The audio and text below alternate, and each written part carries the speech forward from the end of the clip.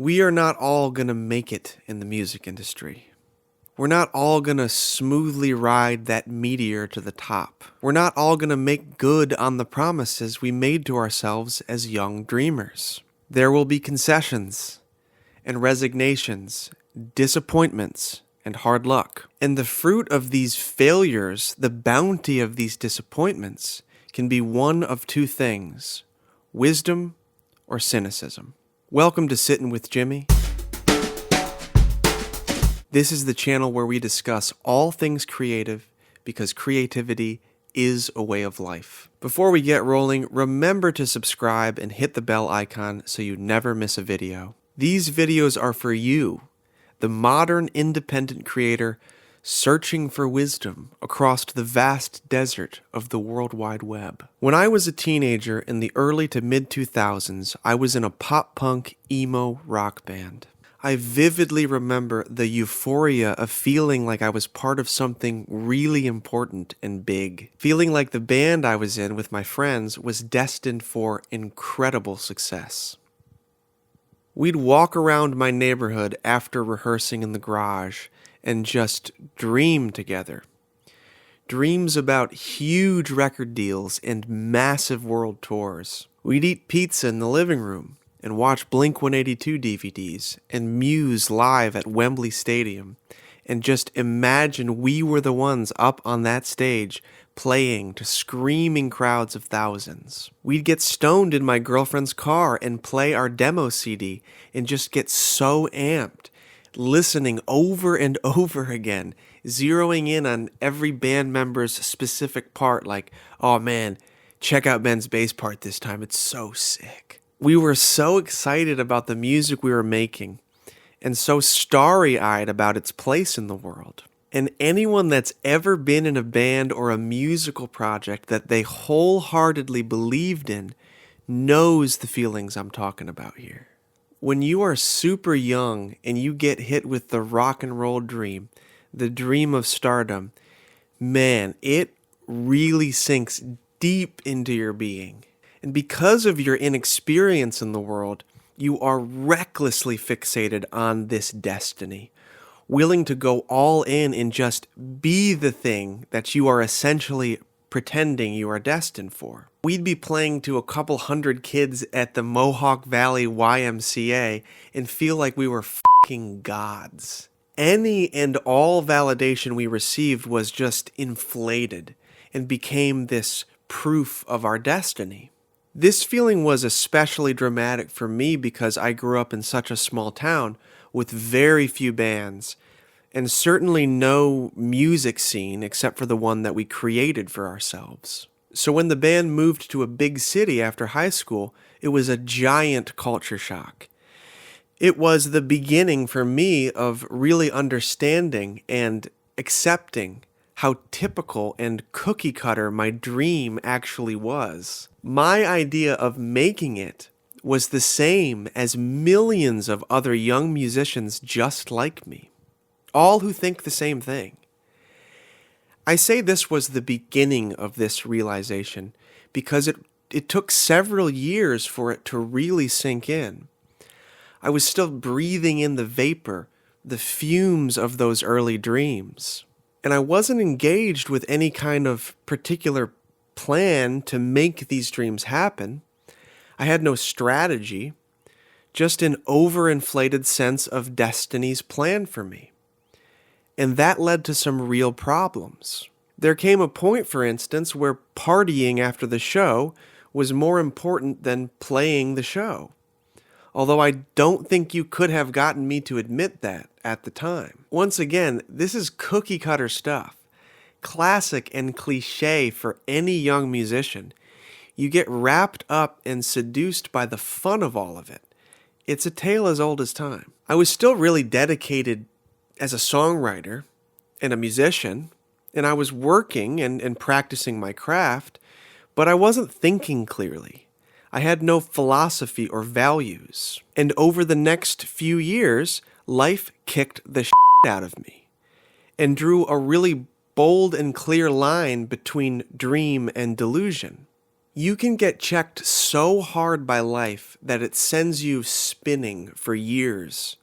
And although it's painful and humiliating, it's probably exactly what you need. Failure is the fork in the road that appears in the luckiest young artist's life. It isn't the dream, but the failure that is the opportunity to define yourself and find out what you're really made of. If you are fortunate enough to stand before this failure fork in the road, you will find your true destiny on the path you choose at this juncture. It is a choice between cynicism and wisdom. You can cynically fold in the face of your failure. You can curse the young dreamer who led you astray. You can reject all dreams in the future and make an enemy of the dreamers around you. You can take your guitar and smash it on the sidewalk and walk away. You can walk away forever. You can be cynical.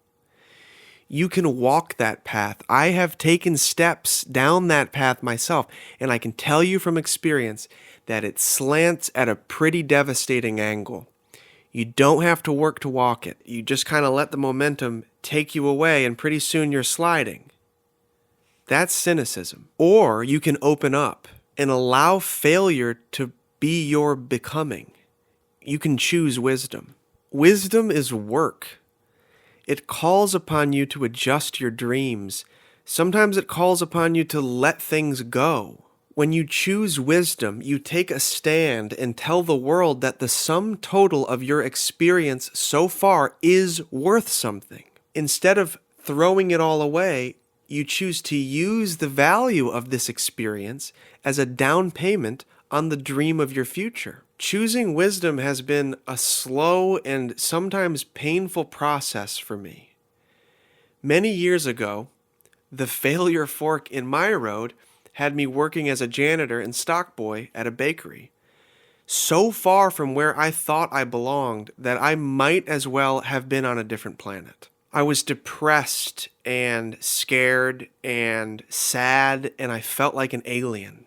I was getting up really early every morning just to ride my bike through the cold to get to work, where I would unload trucks all day and clean lard off the donut fryer. Not exactly as glorious as my youthful Wembley Stadium fantasies. My manager was an extremely tough lady who had had a really hard life. She told me a story about stabbing herself in the belly with a kitchen knife and walking out into a lake to bleed out when she was a teenager. She told me a story of being thrown through a windshield by her ex-husband on their wedding night and having to spend the week in a hospital.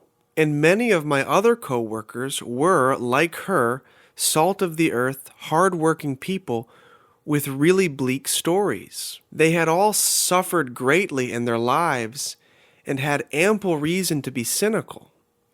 And yet when they told me their stories, all I could hear was wisdom and spirit and humanity. The opportunity to hear these stories and see life from this upside-down angle would never have come had I not failed so hard at achieving my dream. I could feel my life giving me opportunities to choose to see the wisdom around me, even when it was really difficult. I wasn't writing. I wasn't recording. I wasn't in a band. I was a failure with a capital F. But I would sing to myself when I was alone, stocking the dry goods down in the basement.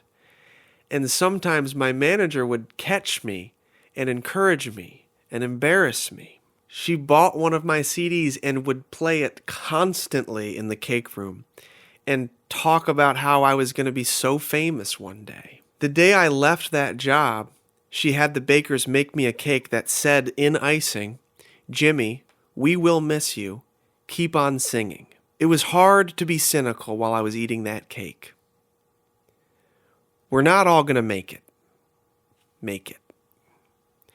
Especially not in the precise way that we dreamed of when we were very young. We will fail. And in the failure that is all but guaranteed, is the choice between wisdom and cynicism. Many will choose cynicism, and it will take them away from the art of creating and the art of living. Others, like you, will open up and use their failure to become new. If you choose this path, you will adjust your dreams according to the wisdom that is failure's gift to you. Wisdom that comes in humble packages, that put you in situations that teach you about the heart of life. A heart that has very little to do with glorifying you, the individual. This heart is alive with the very essence of art. When we want to create and express ourselves as artists, the luckiest thing that can ever happen to us is to be confronted with everything. Every story, every situation, every heartbreak, every glory. Everything that makes life what it is. When we go through it, all of it, and come out the other side with wisdom and the treasure of experience, then we have something to write about, to sing about. Then we have something to dream about. And it's okay and it's normal to change and adjust our dreams as we become wiser. When I was 15, I thought that making it was superstardom and praise and sex, everyone knowing how great I was. But then again, I also thought that studded belts and bootcut jeans decorated in safety pins were stylish when I was 15. So you can see how sometimes adjustments are necessary for growth. In closing, I'd like to reach back to my emo roots and bring you a quote from American post-hardcore band From First to Last. This is from their song Note to Self. 2 roads split off from here, and my life goes running in opposite directions, exaggerating the barrier between who I am and who I want to be. Thank you so much for watching. I hope this message resonates. I hope you'll drop a comment and let me know your story, and I hope it encourages you to keep engaging with your art, keep adjusting your dreams to make art the goal, make the process the goal. Subscribe to this channel if you like this message. It helps it grow and it helps this message to reach more people. Thank you so very much. I will catch you guys next time.